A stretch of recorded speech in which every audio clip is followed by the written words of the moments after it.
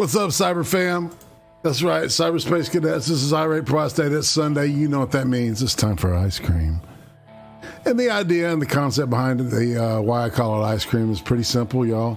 I find most people find ice cream to be a treat, and to me, a treat is just hanging out and talking to somebody that I'm very interested in, somebody that I want to know more about, somebody that gets the old noggin jogging. You know, I dig people like that, and so this guy's no exception.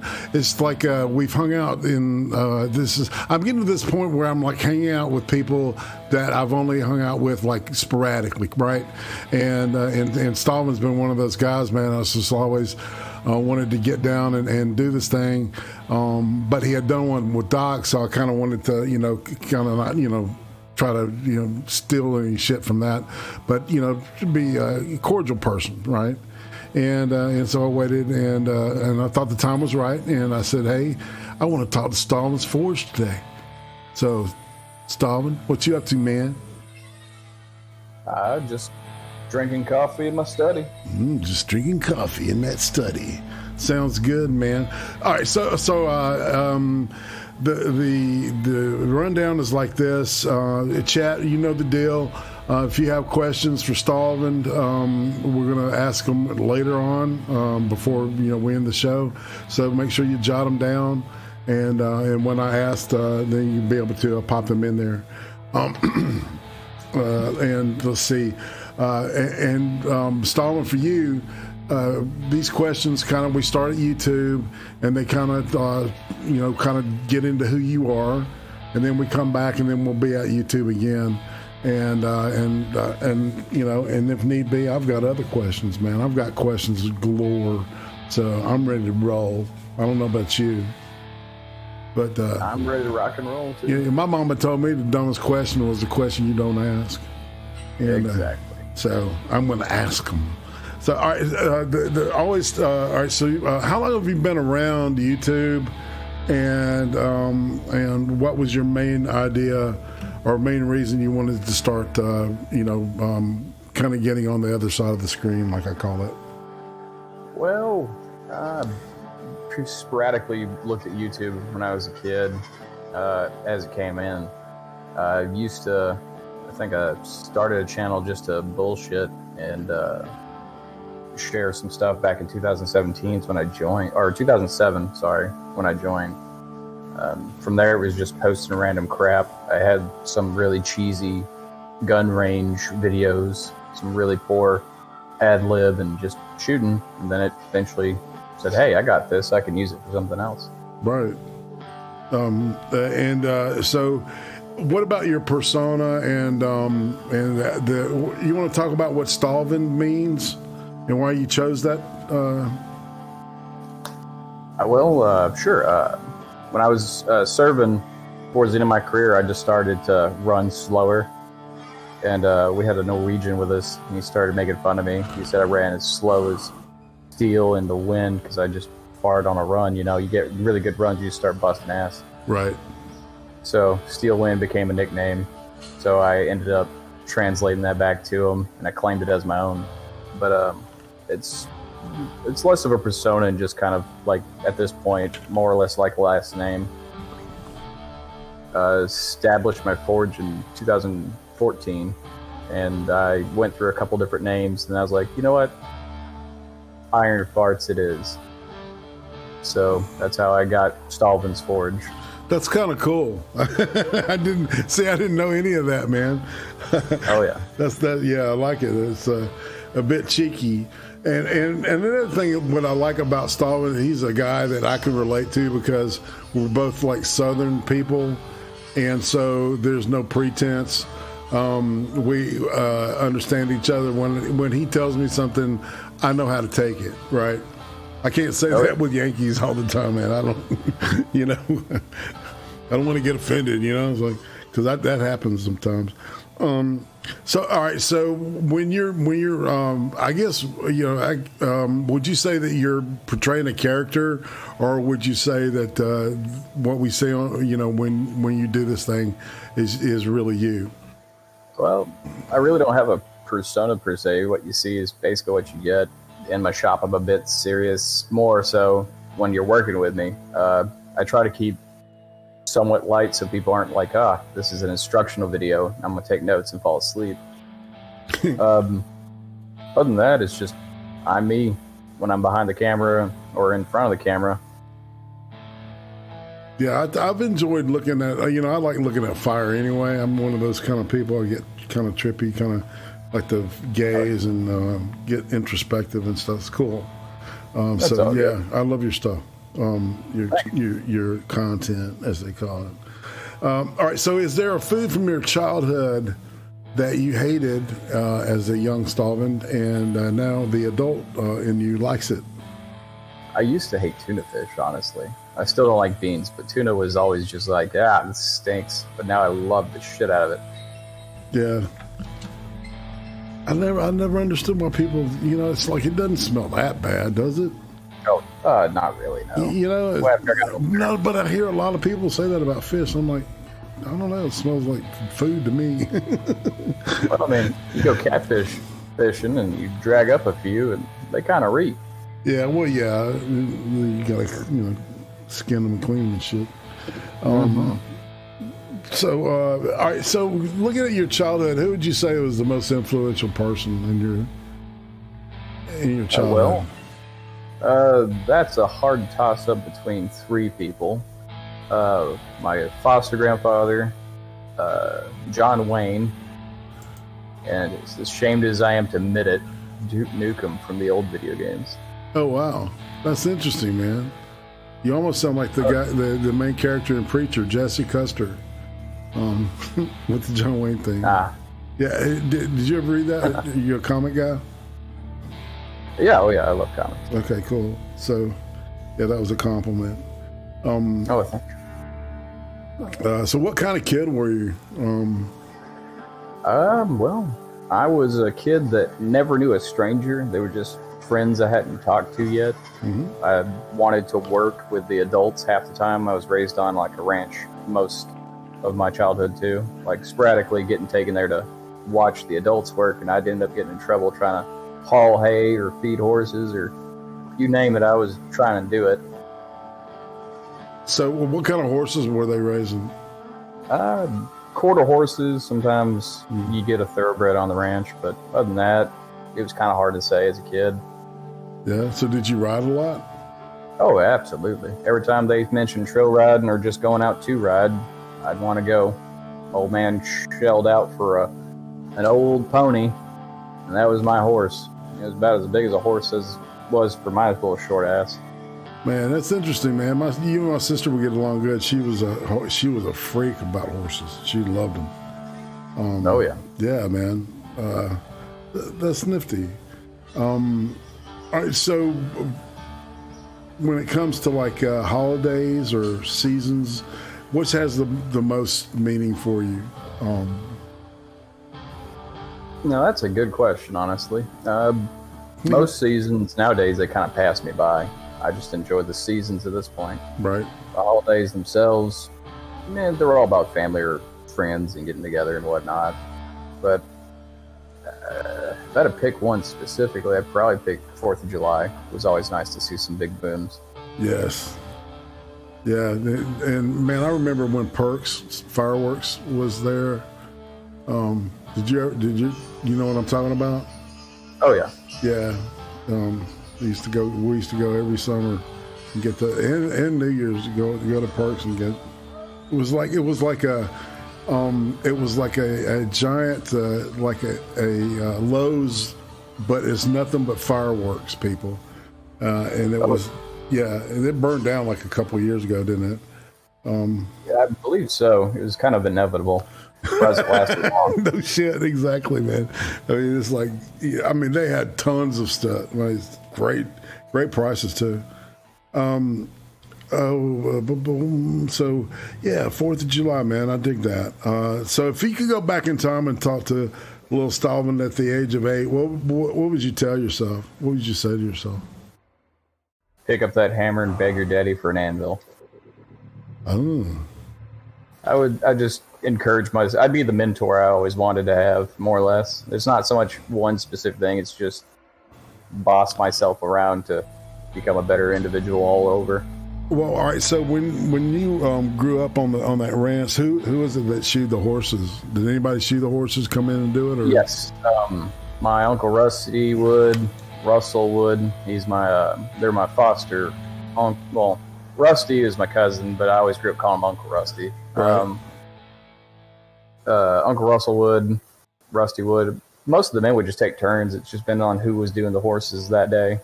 Right. So is that where you got your taste? No. Ironically enough, that was like a little bit after I got my initial taste. I got it from reading books and watching Sword in the Stone on VHS. Oh wow, that's a good movie, man. Oh yeah. Yeah. But you see, that's one of those that it's the 80s, and it's a really cool, good story. I like the way they did it. So, all right. So, what about school? What was that like for you? Elementary and middle school. What were those years like? Really idyllic at this point. Looking back, I mean, it was 90s. It was all quiet. There was no crazy stuff. Kids being kids. You occasionally catch a kid bringing their dad's cigarettes to school because the teacher mentioned that brand was their favorite. Kids trying to get, an edge on their grades. Modern day apples. In my town. Oh, yeah. Yeah. It was just kind of weird. Thinking back, computers that you had to put in codes to access programs or start programs. It was different. So were you an active kid? Were you like one of those outside kids? Oh yeah, my dad and my mom would throw me out and be like when the porch light's on and they just turn me loose in the woods. I'd run around the forest with a stick, or my dad was neglectful once and welded a sword together. I took that with me in the woods, and when he realized it was missing, he was like, "Oh God, my child's gonna end up dead, fall and kill myself." I didn't. Right. So what was the craziest thing you did as a kid, like danger-wise? Well, we had a farm behind us that had horses and cattle.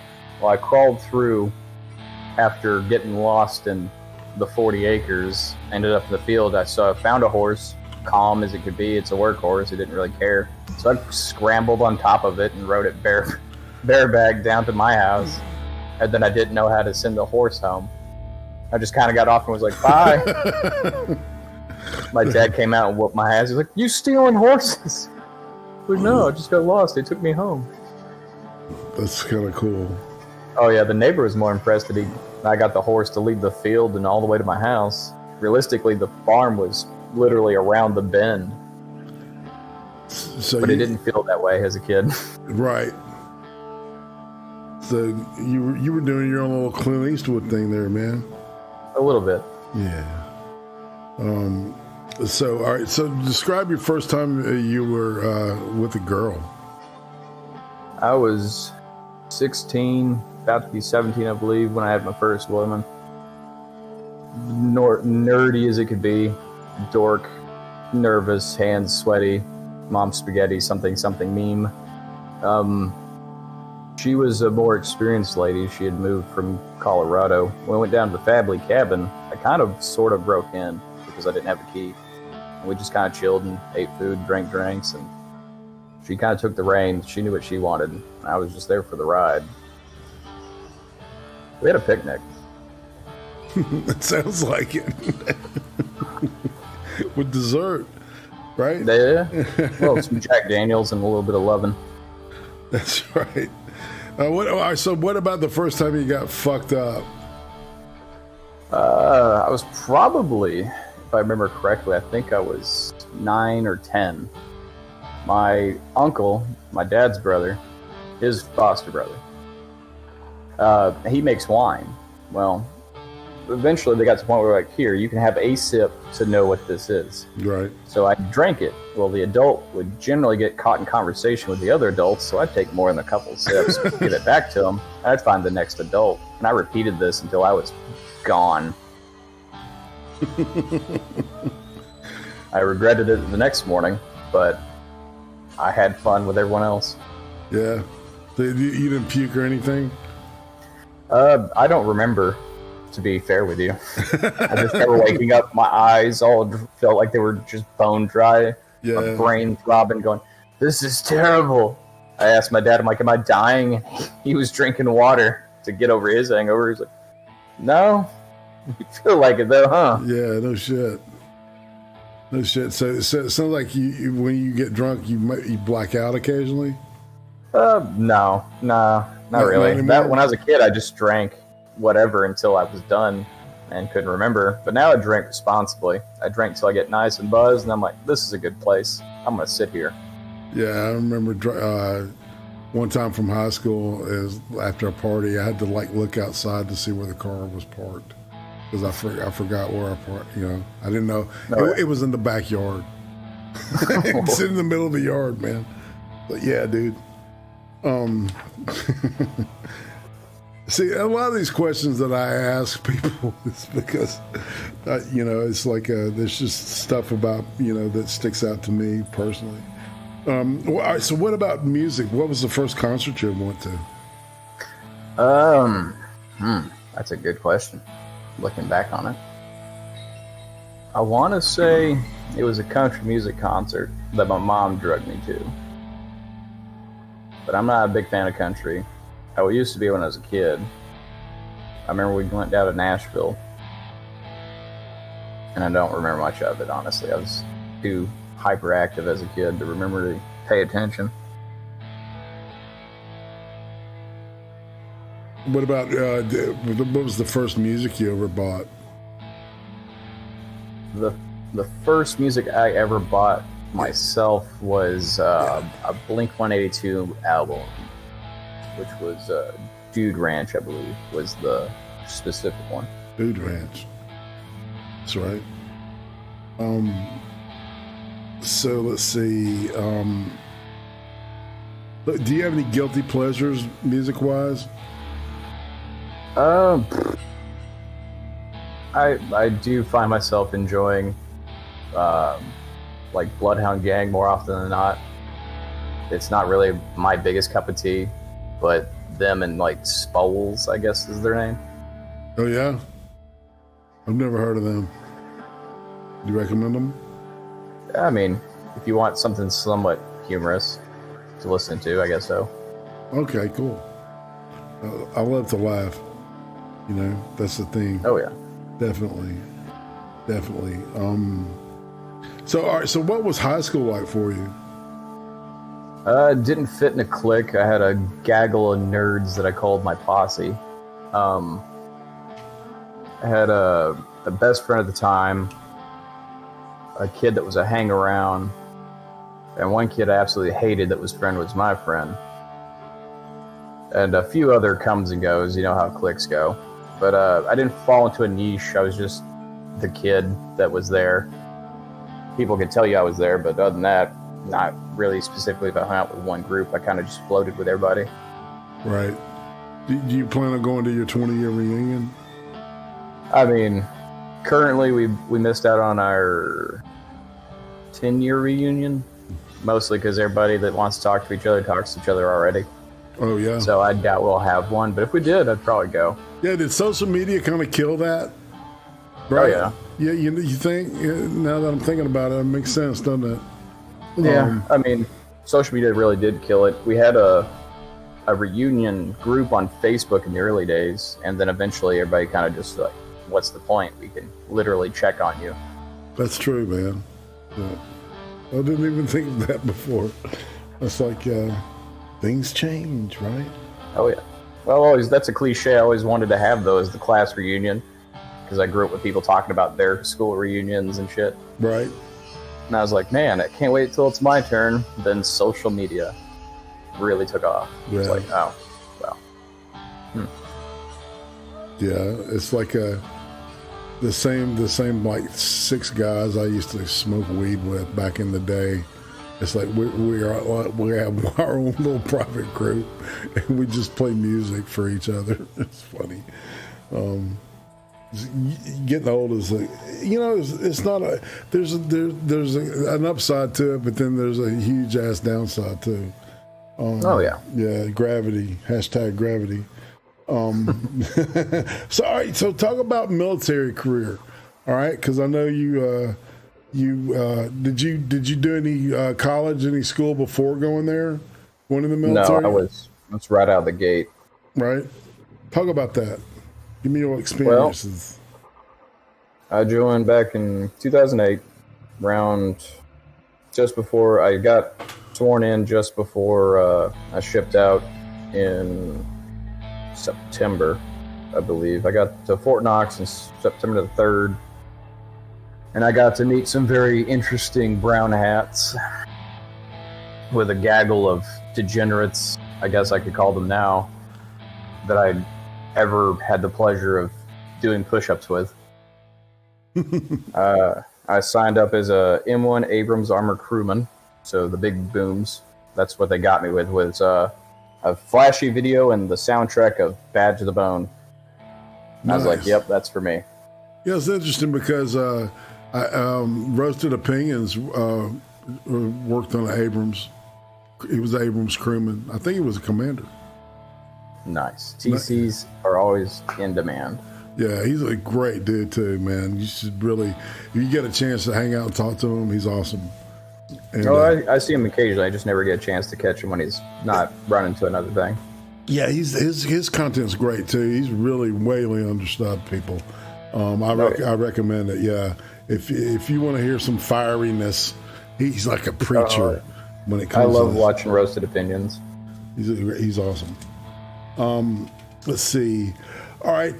So you I guess you qualified. What was your position and what job did you have at the tank? I started as a loader and eventually ended up driving more often than not. Right. When I got to Fort Campbell, though, there was no tanks. I got stuck in an admin slot for my MOS there. They sent me there after basic to because they were going to stand up an armor unit at Fort Campbell, and then they realized how much money that would have cost them. And then they said, no, you're going back to Fort Knox to train as a striker driver. And then they decided that was too expensive, and they're like, well, just stick you on this island of misfit MOS. And I ended up in a combat platoon for a few years, and 2 months after we got there, to Fort Campbell, I should say, we deployed to Afghanistan. That was my first foray. It's like I brought all my shit, and they're like, all right, pack that shit, you're taking it with you, go. It was a trip. So what was that like? What was Afghanistan like? Well, where I was in the eastern part of the country, it just looked like someone stacked a shitload of dirt piled up like they were doing a quarry, and that was the mountains. It wasn't so much sandy, it was just like dirt. Right. Just dry ass dirt, and occasionally we get a rainstorm for like 3 months, and then it'd be over. Then we're all popping malaria pills because puddles would stay there forever and a day. But my favorite thing was in the morning, the snow-capped mountains with the sun coming up. That was beautiful. Other than that, it smelled like a dog's asshole on fire. So what was your daily? What did that look like? My day-to-day when I first went? Yeah. I'd get up, go run, get yelled at for something because someone forgot to do something, go get chow, go sit in a guard tower for the first part of the day, get creeped out by my LN, get picked on by kids shooting rocks at us from outside the base, yell at them, and then eat lunch, watch a man pray on the ground, stare at dirt and farmers, and then go back home and run and then get some chow and go to bed. And then wake up and do it all over again. Oh, yeah. So how if many? you ever had the feeling Groundhog's Day, that was it. So how many deployments? 2? Yep. Yeah. 2 deployments to Afghanistan. What's the second one like? The second one was a little bit more active. I was a general's personal security detachment, along with a few other stellar winners. Dude, that's I worked with a lot of winners. That's a good job, dude. Oh, it was. I loved the general that I was working for. He was the kind of guy to take you out in the weeds, but you're like, hell yeah, boss, let's do this. Right. It was stressful. He was very opinionated, very bullheaded, very, if they shoot at me, don't come up here. I'm going to shoot at them. Sounds very old school, very Patton-esque. Oh, yeah. Yeah. Oh, yes. He threatened to fire us once because he heard snipers were in the area, took off all his shit, grabbed some binos, and started coming up. The guy, his left-hand man for security, was starting to go up the thing up there with him in the tower, and he's like, no, any of you follow me, you're fired. He came back down disappointed that no one shot at him. That same day, though, we saw, when we were leaving the base, the combat outpost, we saw some trucks roll up, and he was like, oh shit, yeah. He started reaching for the radio man's gun. Radio man pulled himself away. He's like, sir, you have your own damn rifle. He's like, yeah. He racked that motherfucker, ready to go. So we tucked his ass and turned him away like, no, you're not fighting anyone today, sir. Popped smoke for the bird to come down. We threw his ass in the bird, and we took the fuck off. Man. What's the most dangerous day? You remember that? Yes. Well, the most dangerous day is when we had part of it was, part of one half was escorting Geraldo Rivera around a marketplace with the ANA, Afghan National Army. That was fun. Crazy. I was running along fucking sluice trenches and fucking staring at people with wall eyes and red hair, just gazing at you like they're peering into your So did you meet Geraldo Rivera? Dear God, the mustache is more terrifying in person. I'm convinced the mustache is Geraldo. I don't know who the body is. That's interesting. So what kind of a person? What was he like?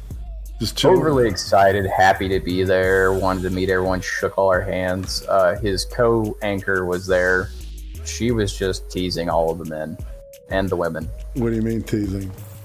Oh, she was getting her mic put on, and then she would just like slightly bend over in front of all of us and just like put her fist up through her shirt to hook it on her shirt, exposing all that she wanted. And it was like, God damn it, lady, come on. But she had a filthy goddamn mouth.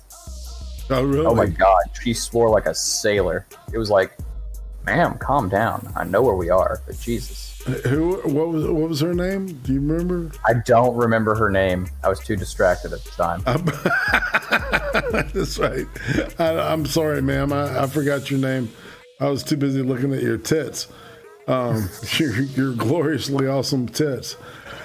She also had a shiwi. That was one of the things that freaked us the most out. It was like we'd stop, take a piss and water break on our convoy, and she just whips it out, starts pissing next to us, standing up. We're like, whoa, what the fuck?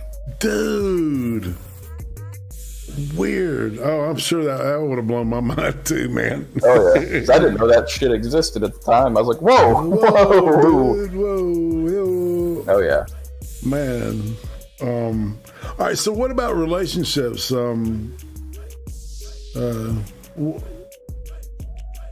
Talk about that a little bit. How so? I mean, like, I've had a lot of friends and a couple lovers and whatnot. You had any serious relationships, marriages, or anything?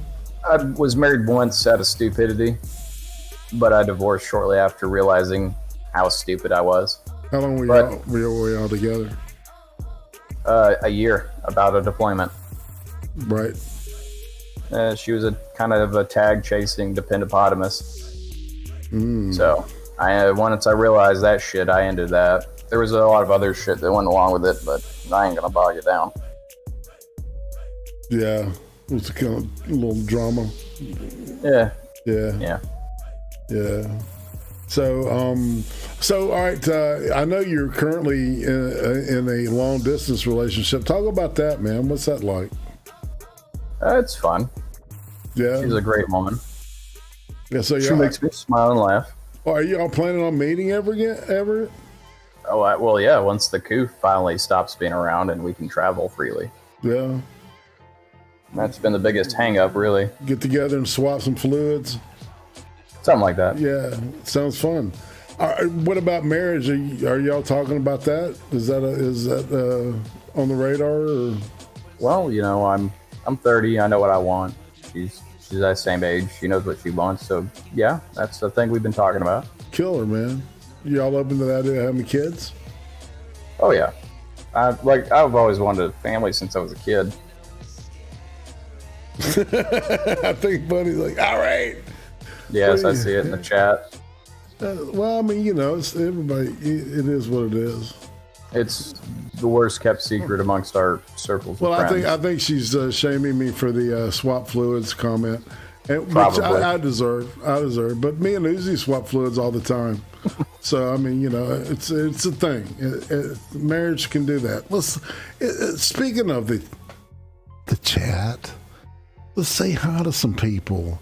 I'm going to scroll down to the back here. It's Jack Hunsky, Becca Fairley, Fat Andy, Tazzy, Modern Sisyphus, holy shit, Outlaw, Watch Gulf City, Trippy Cast, what up, man? Sir Adamantine, greetings. K-Show, the one and only Booney, darling, who will be in this chair this time next week. And we'll get to hear her side of that story. Let's see, what else? I missed somebody. Turish, what's up, man? Sear Graff, that's right. Rich O, what's up, dude? Mr. Scott, that's right. And I think it's the memes. What's up, man? Always lost on nothing else. Greetings. Hopefully I didn't. Okay, all right. There we go. And Trippy Cast is saying that hashtag Bill Clinton as a pedo is trending. So our day is complete. You know, I'm actually now sad that Trippy's apparently become suicidal. I'm sorry to hear that. We'll miss you. In Minecraft. In Minecraft. Oh, yeah. Yeah, we see nothing. I'm Schultz from fucking Hogan's Heroes. I see nothing. Nothing. I sees nothing. I hears nothing. I knows nothing. Yeah. Yeah. That's a classic TV series. Oh, yeah. Everyone should watch that. That and MASH. Yeah. Yeah. Yeah. MASH got a little dark, you know, at times. It was a little. Hogan's, though, was always a, you know, guaranteed laugh. But yeah, MASH took you places, which I think gives it more dimension. Oh yeah. So all right. So we were talking a little bit. So walk me through, man. What is blacksmithing like for you? Talk to me about your process and how you design stuff. You know how you make it. Tell me about that, man. Well, for the most part, for me, blacksmithing is an outlet that I truly have a passion for. I love it. I love everything about it. The smell, the heat, even though it is painful at times. It's just something viscerally real about it, that the act of creation through inanimate objects that I shape with my own will and my own arm. And the process I usually go through for making stuff or even designing it is I think about something that I want to make, like a sax or a Bowie or whatever have you, and I just kind of eyeball it until it starts taking shape. Then I keep tweaking and shaving away until I find it. Did you just say you can make a saxophone? No, not a saxophone. Dear God, that would be so much effort. You said sax, I'm thinking, wow. No. That's not a wacky sax, no, sadly. I don't have the tools, but I'm pretty sure I'm going to add that to my list of possible things to make in the future. Yeah, good luck. It won't work. It won't work well, but fuck it. Fuck it. That's right. So yeah, keep talking, man. So you make swords, right? And yes. Specifically knives. So go through that. Okay, well, for the most part, I make knives. Starting off, for most of the work I do is knives. It's easier. They're quicker projects than a sword. Sword can take up to a few months, right, to the end of part of a year from start to finish. Since I'm doing it by myself, I don't have a power hammer or any of the power tools that would help me, stretch the metal, as it were. So all that has to be just hand pounded out over weeks and weeks of just continuously getting it to the right dimensions.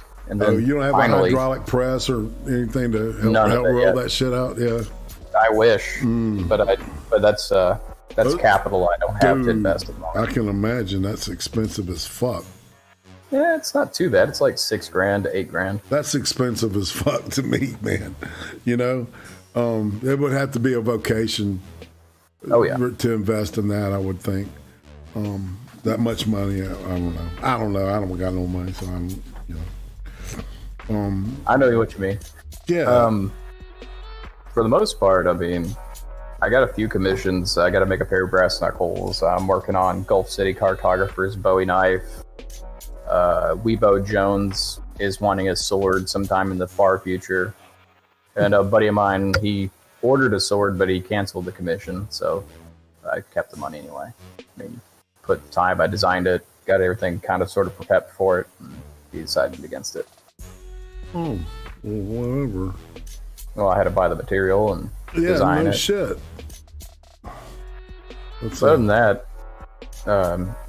I've gone through a few strikers, people who hit the metal for me with heavier hammers while I move it and show them where to go, kind of guide their effort. No one really stands long in the shop with me because they'll fuck up or they'll stop showing up, and I end up either running them out of my shop angrily or I just tell them to find other work. Yeah, they're not younger than you, are they? Some of them are. Yeah, some of my better ones were younger than me. They'd show up on time. They just weren't good at it. And a few of them I've let go nicely. I mean, like, can't swing the hammer where I need it. I mean, I can't use you. Go hit rocks with a hammer until you get steady arms and then come back. But he ain't come back yet. Man, it's like so.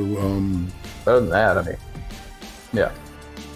Yeah, because I've seen a lot of guys that use those piston-driven, hammers to help shape stuff. And, oh yeah. But I don't know, it would be more gratifying to me to just swing that thing and, to get that exhaustion, that sweat and everything. Well, it's a little bit of all of it. I mean, the heavy hard work is simpler, but there's so much fine tuning. Like, even after I make a body blank for, like, say, a sword, there's polishing, there is shaping with files to get the geometry correct. There's a lot of different sciences and math that go into it. I don't know those things, but I just eyeball it, and if it looks right to me, that's where I go. Yeah, you ever use a power grinder? Sometimes. I've started to find more love in my hands with the file. It's slower, but I get more what I consider truer shaping. Yeah, because you're feeling it as you go along. It's a tactile thing, right? Oh, absolutely. Yeah. See, I've worked with metal too, so it's like there's nothing like it in the world. The smell, the heat is kind of cool, man. It's just like it's a manly thing, man. I don't know any other word to describe it. Oh, right? Yeah, it's very masculine. You ever read the book, The Alphabet of Manliness? No. One of the things is talking about blacksmithing in there, and it's just a book talking about classical masculine shit. Honestly, I mean, I read it through it when I was a younger man, but I don't remember much of it. I just remember that stuck with me too. I was like, yeah, my trade, my passion is in this book. Yes, that's about it. Cool, man. Cool. So what are you working on right now? Right now I'm working on Gulf City Allies Bowie. Still gotta get I'm gonna task out some other smith that does mostly casting to cast the brass I need for the spacer, the guard, and the butt cap. Right. You gonna wrap it with leather? I'm actually going to put an antler for the grip. I haven't decided if I want to burn through or if I'm going to do a pin. I'm probably just going to do a burn through. I like that better. Yeah, that would look awesome. I'm down with that. Just take pictures and post them and shit. Yeah. That's been my biggest bane as a creator is I keep forgetting to actually document my work. That's man. Kind of the reason I started using YouTube. Well, you get into it, man. It's like if you get in the zone, I mean, hours could fly by. You don't know it, man. Yeah. I feel most you. nights I could finish from start to finish in about 14 hours. I usually spend that over 2 days because some parts of the morning or even in midday gets too hot, and I'll just tap out and go drink water and rest, and come back at it renewed. Man, I bet it would give you a good nap. You know what I'm saying? Oh yeah, midday nap. The final and longest and most boring process of it is simply the polishing. After you got all the patina off and you're just trying to smooth it down, I just pull up a frickin' TV show and I sit down and I just start sandpapering over it, wiping it down, flip it over, watch about 4 or 5 hours of that, and then see if it works. You ever use steel wool, anything like that? Yes, I've used that before. Yeah. I'm getting to the point now where I'm just getting back to the bare basics. Instead of using my belt grinder to get everything, I'm just all by hand as much as I can anyway. That's interesting. That's cool, man. I respect that. You know, giving it the old school, getting almost a medieval kind of thing. A little bit. Yeah, I like that. I like it a lot. What? So you talked about watching the tube. Do you like horror films? Yeah, I like watching horror. Some people like watching horror to not be scared and to laugh. I watch it to feel the terror. I mean, what's the point of watching horror if you're not going to let it get you? Yeah. So what's the most recent really scary film you've seen? Oh, let's see. I think it was the Hillary Clinton documentary.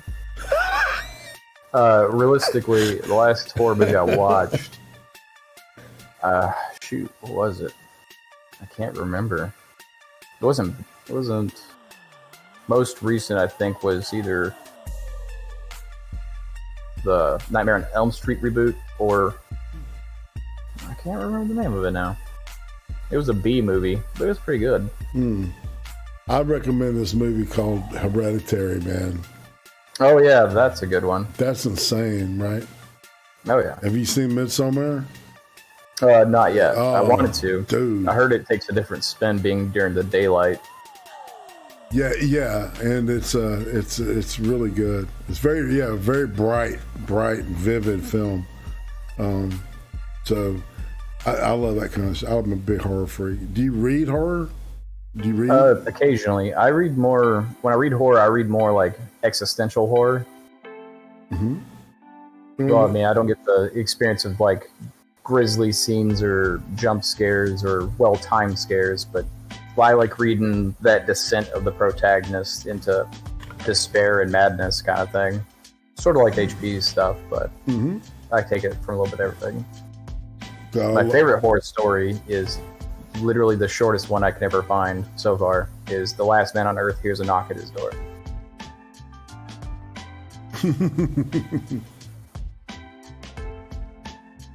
That's my favorite.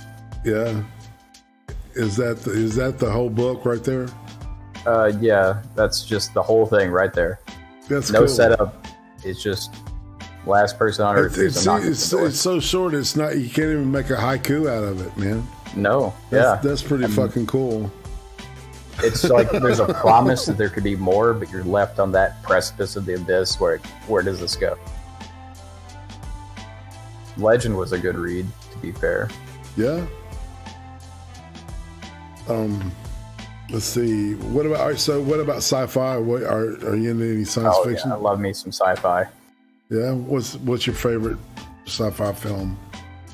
Favorite sci-fi film? Oh boy. That's really hard. Oh, what's the most recent sci-fi thing that's got you fired up?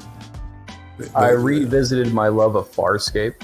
Oh wow! I rewatched all 4 seasons and the Peacekeeper Wars miniseries. Man, people keep telling me to watch that. I never watched it. So, well, I was a part of the old '90s debate of what's better, Firefly or Farscape, and I was like, well, this one you get to live through the protagonist as a human stuff, and I was like, same with that one. If I wanted space cowboys, I'd watch Firefly. If I want American Joe in space, I'd just watch Farscape. That sounds good, man. You're like the 5th or 6th person that's talked about Farscape, so I may be getting my arm twisted by Serendipity. It was hey to Joshua Demers, Tazzy, man, greetings. Nightbot, what you up to, man? I see you all the time. There's always Nightbot's always in my fucking chats here. Oh, Trippy wants a permanent insulin needle. Well, I mean, you give me the meteorite, I'll try. That would be cool, wouldn't it? Oh yeah. Have you seen that Russian dude that made the sword out of the meteorite?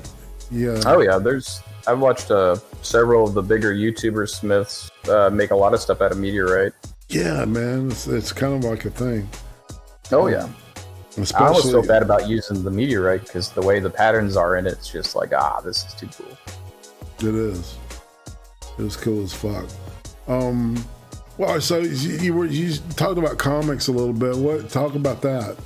What comics caught your fancy? I'm a diehard The Darkness fan from Top Cow. I used to own the compendium. Cost me a good $150 to get it. Had all the crossovers, every issue, every side issue that tied in somehow. It was great. Crazy. It sounds like what? How many pages do you think it was total? Ooh, probably close to like 900 pages total. Probably. Wow. It was a pretty thick one. It was a little bit thicker than a Latin Bible. Nice. Do you collect Bibles too? No. Okay.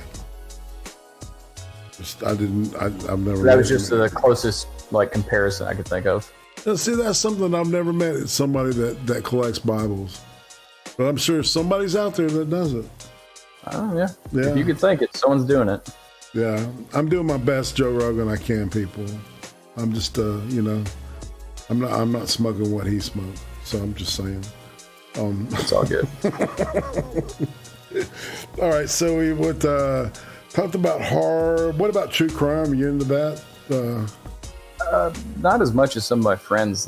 I kind of get into true crime through them by proxy. Yeah, I kind of do too. The Uzi. Let's see, we talked about science fiction. What about, all right, so your favorite TV series ever?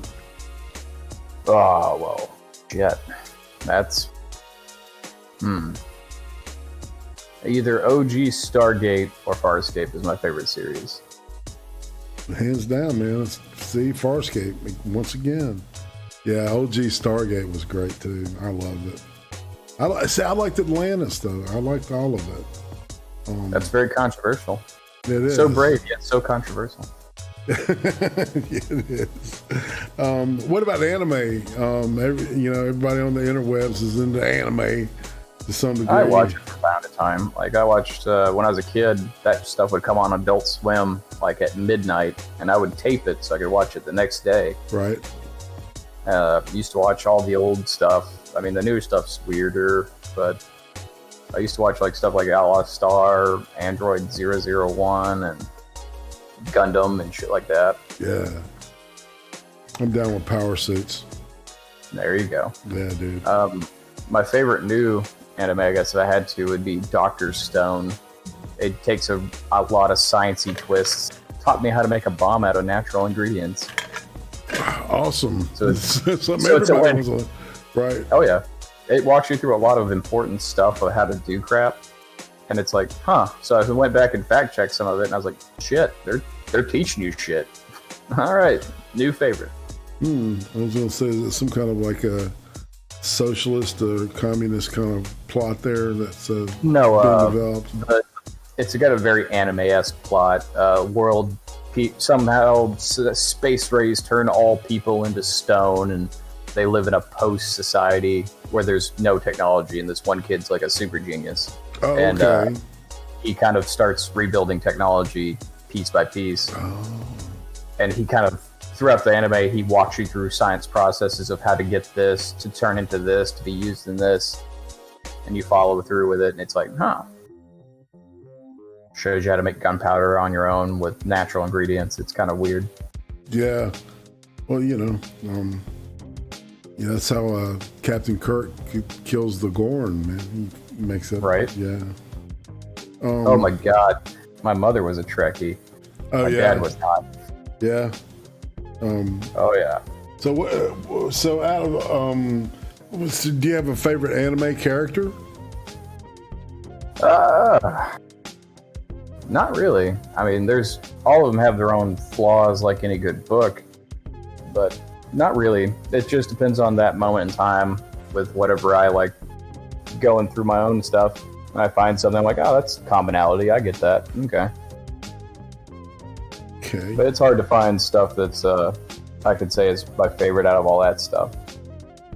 They become kind of samey. Right. So shifting gears a little bit here. All right, do you have any scars or tattoos? Oh, I got a couple of tattoos. I got plenty of scars. Talk about your tats, man. Talk about them. Sorry, the dogs are barking. I got one on my left arm, on my right arm, and a chest piece. Right arm is done by the same artist as my chest piece. Shut up, dog! There's no one there. Sorry, guys. It's a husky. He's not mine. But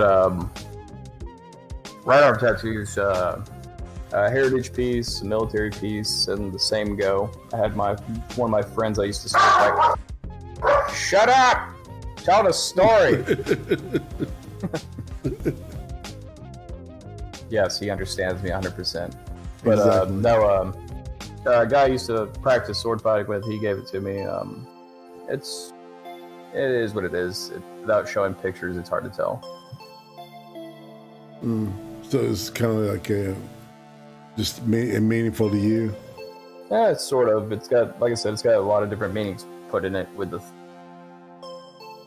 thought of it. He drew it all out. It's got like a gold eagle, a feller in a Norman helmet. It's got a sword on it, running through all of it. It's red, black, and gold colors with some blue for the helmet and such. How many swastikas do you have tattooed? 0. Dang it. Afraid I don't have two symbols all over me. Oh, I want to talk to Edward Norton in fucking American History X. Oh God, yeah. Yeah. No. All right, what about piercings? You got anything pierced? No, you want to admit? that's not my bag. I caught a fish hook in one of my hands as a kid. That very well broke any curiosity about that. Yes, my skin's been penetrated by metal. So what? It's not a thing. I mean, if you want to count metal piercings from flakes and breaks in the shop, I've had several. Yeah. Until I pick them out. Well, all right, so let's see. What's the most useless talent you have? Most useless talent.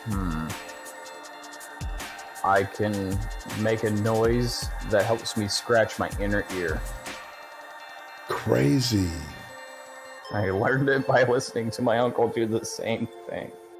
Crazy. Oh, dude, have you ever been like welding or something and have like slag fall in your ear? Oh, absolutely. Oh, that is such a weird feeling. You can hear it bubbling and shit.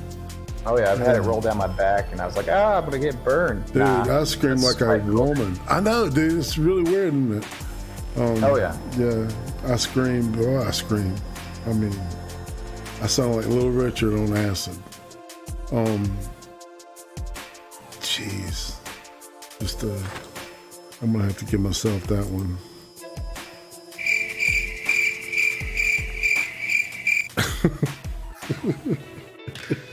Don Lemon. What? Don Lemon. I was reading the chat. What about Don Lemon? Trippy was saying, I should talk shit more on Twitter. People are retweeting my shit right now. Although I did a Rachel Maddow and CNN and MSNBC and Chris Cuomo on the last one, LOL, and Don Lemon, LOL. Don Lemon. Well, Trippy. I swear to God, I'll throw this at you kids. Keep kicking that hornet's nest there, bro. Hey, Izu, what's up? Welcome aboard. Give me one moment. I got to take care of these dogs. Absolutely. And while we're doing that, say hey to the people out there. So it sounds like you're having fun there, Trippy, with this Bill Clinton thing. There's more. There's like shitloads of stuff that was dropped Thursday night. And I mean, you know, so there, yeah. I was talking about the Clinton thing. Yeah, that well, really it's the Epstein, Ghislaine Maxwell thing. It's like all those evidence things that were released, that were unsealed. Came out Thursday. And it's like, I think it was everything but 2 documents. It's like 2,000 pages of shit, man. Oh yeah, it's insane. So in 40 years, what do you think people will be nostalgic for? In 40 years? Yeah. Twitter. Wow. Honestly, depending on how the society goes, it could actually be a great number of things. Depending on if there's a repeat of retro nostalgia where we go back to like the mid 2000s or early 2000s, because it's kind of a reciprocal cycle of we don't want to be that no more. And then 20, 30 years, everybody's like, I want to wear that fashion, or I want to eat like this, blah blah blah. So it's kind of hard to say. The kids nowadays don't seem to be as nostalgic for a lot of stuff that we would be nostalgic for. Yeah, exactly. Each generation's got its own thing. Let's see. Well, all right. Asked you about your useless talent. If you could know the absolute and total truth of one question, what question would that be? What is true Damascus? What is true Damascus? Oh, like Damascus steel? Yeah, we've lost that secret, and I'd love to know it. But I mean, that's one of those I'd want to save in my pocket until I hit something I'm like, I need to know. Yeah, I've seen dudes like make motorcycle chains and take them and make Damascus steel out of them. It's crazy, man. It's beautiful stuff. Yeah, that's considered false Damascus. It's pattern welds because you welded all that together. Yeah. It's still pretty. Yeah, I feel you. I understand exactly what you're saying. All right, so if you could go back in time and spend a week with anybody out of history, who would it be and why? Ooh, that's a good one. I'd probably pick. Shoot, I gotta make sure I got his name right. Because that is one of my favorite things is fencing. Oh, really? Yes, not like full fencing, but Johannes Lichtenauer, considered the godfather of European sword fighting. Oh, wow. Yeah, it was back in the 14th century. I'd like to learn from him if I could, but yeah. So did you hear me knock the mic? I'm sorry about that. No, you're all good. Didn't mean to hear it. Let's see. Boom. So what job would you suck at? Probably the worst job I'm at is faking and complete and utter customer service. Because after a while, eventually, the military cuts out and it makes me feel like I should yell at them like a private. I could fake the funk for so long in customer service, but not hours on end. I hear you. I worked that job, man. Shit. So all right. So what's your spirit animal?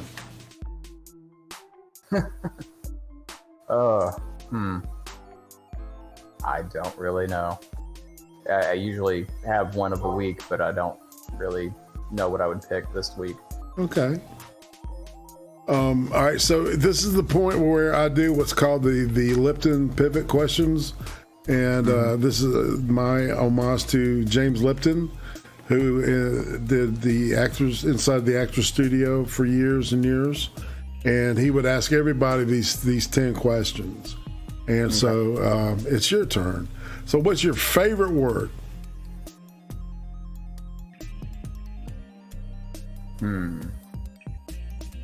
Favorite word.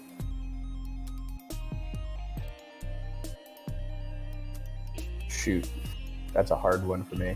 I'd have to pick excellence. Cool. What's your least favorite word? Redundancy.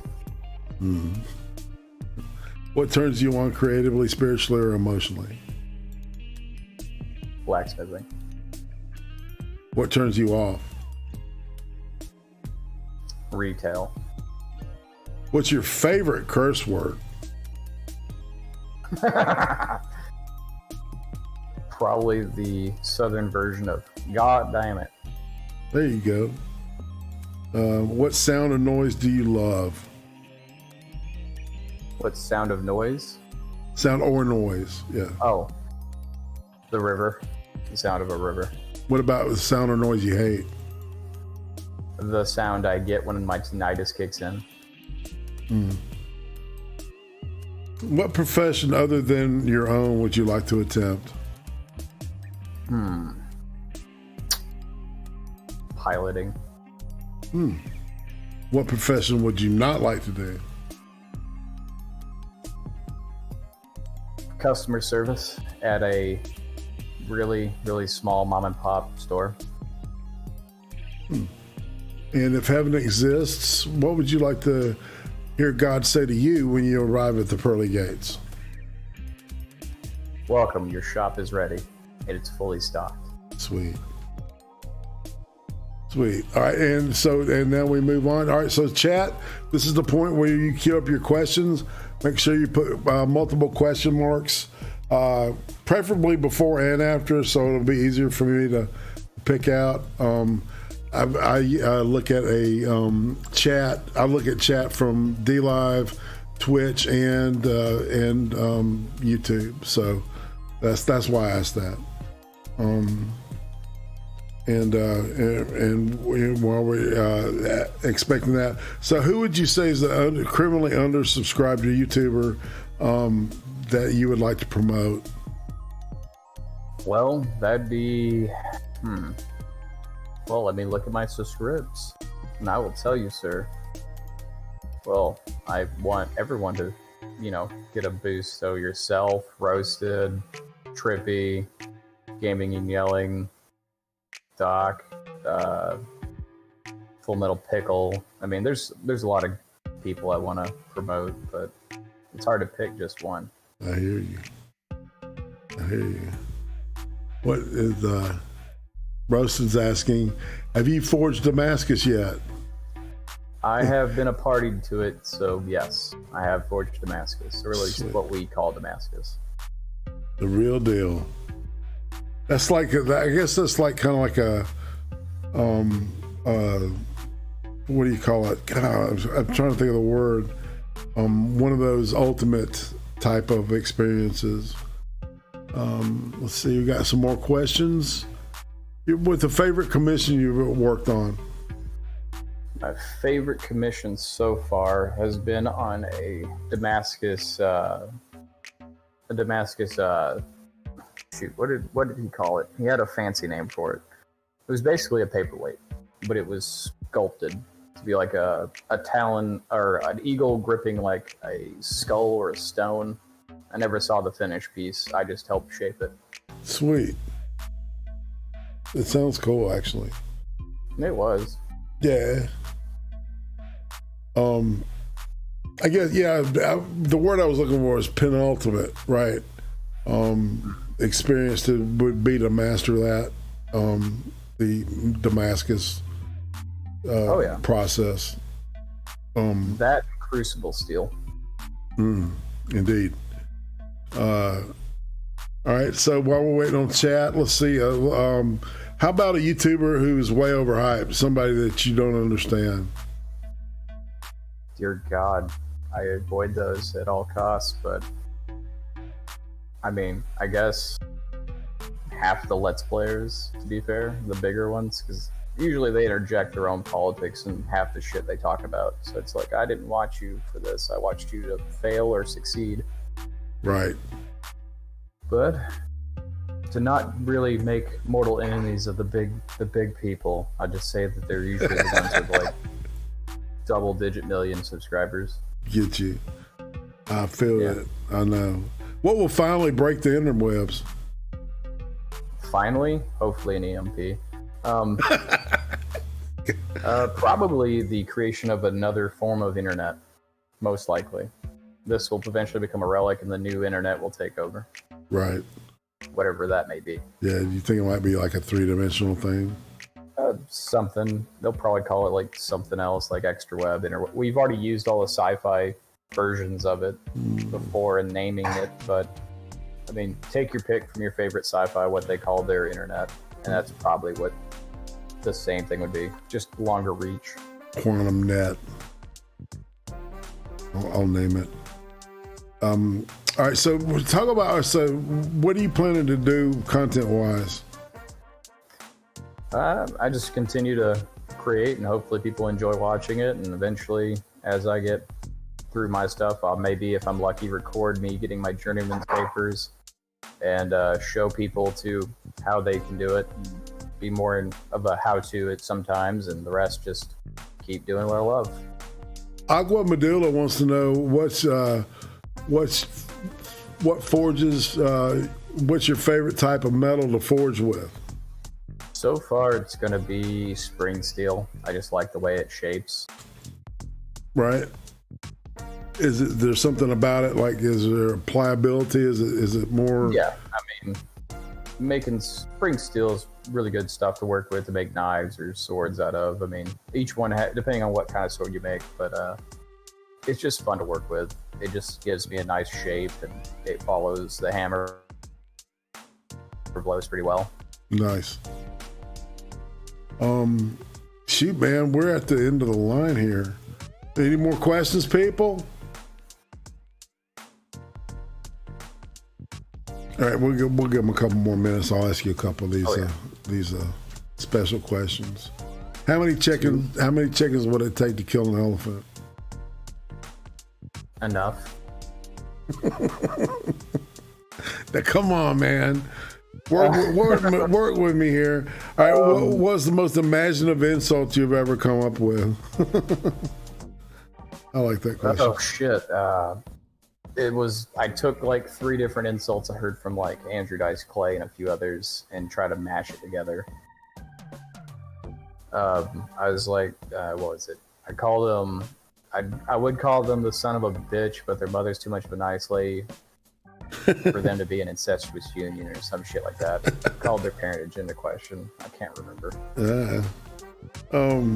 Where's the strangest place you've ever urinated or defecated? I got drunk and found myself at an abandoned church once in the woods. Where's the strangest place you ever fucked? Where I fought? F-U-C-K-E-D. Oh, in an abandoned church. Oh, wow. Right on the nice. Oh, dude. Let's see. What's the weirdest smell you ever smelled? Probably the byproducts of deer processing. Oh, dude, I bet that smelled horrible. Oh, yeah. Yeah. So were you ever tricked into believing something, like, being naive, like when you were younger? Oh, yeah, absolutely. Yeah, what would you say was the most gullible moment you ever had as a kid? When someone said, even though you're still a kid, you too can be anything you ever want to be in life. And I am certainly not a astronaut, fireman, policeman, lawyer, doctor. I don't think, man, every kid wanted to be that, right? Especially the astronaut thing, man. I was grieving on that today. Watching the SpaceX return. The Dragon. That thing's going to be It's going to be cool, man. We got some interesting shit coming up on the reality thing here. If we can make it, if we can get there. You know what I'm saying? Let's see. What's the closest thing to real magic, would you say? The magic of creation in your own imagination. Sweet. I kind of agree. Let's see. All right, so we're kind of at the end of the line here, people. Got one more question. Would you rather fight a 3-foot alien, a Bigfoot, or a ghost? An alien, because Bigfoot's an Earth treasure. We can't kill that off. It has to remain. We need to leave our future descendants just plethora of really grainy evidence. And you couldn't hit a ghost, could you? No. Just by definition, right? Oh, yeah. Yeah, punch the. See somebody at D Live. TR Bad Boy, greetings, D Live, blush, and the Turkish flag. So yeah, thank you, D Live, appreciate it. Twitch, thanks for hanging in there, y'all. And my last question for Stalvind is this one. Before we part, it's a tradition to shill your channel,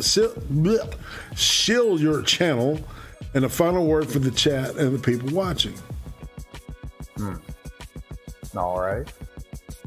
Well, come by Stalvind's Forge and watch me create stuff.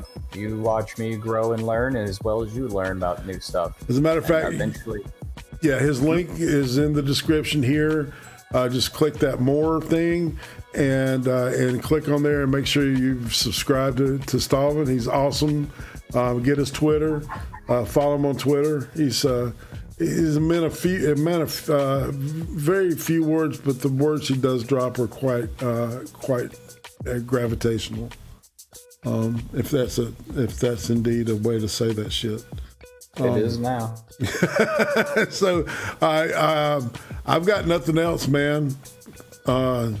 So come by his channel, and if you got anything you've got coming up lately, soon. Yeah, soon enough I'll have a follow-up to the video I just recently posted. I won't have the other guy in the shop with me for a little bit, but I'll be working on that knife. Sweet. So people keep an eye out for that. Like I said, hit Stalvind up. This time next week we'll have Miss Bunny, the future Mrs. Stalvind, hopefully. We'll get y'all together. And then after that, there will be Messiah of Keck. I've got Blackout is going to be joining us, and I got to get somebody for in between that. So I'm still on the hunt. Would like to get a female because I like to keep things balanced because I've got OCD, and I might as well be honest with y'all about that shit, right? So on that note, let's just say goodbye and get out of here, dude. You ready? Yes, sir. All right. Say goodbye. Goodbye. Every week on Friday, midnight Eastern, the Creem stream, the weekly world news for YouTube. Sundays, 5 p.m. Eastern, the ice cream interviews. Fascinating people, fascinating people. Thursdays, 9 p.m. Eastern. Hot takes with the Butter Baron. Watching horrible shit so you don't have to. Subscribe to Irate Prostate now. Thanks, folks. Remember, Thursday, Hot Takes, Friday, Creem Stream, and next Saturday, Accelerated Deconstruction.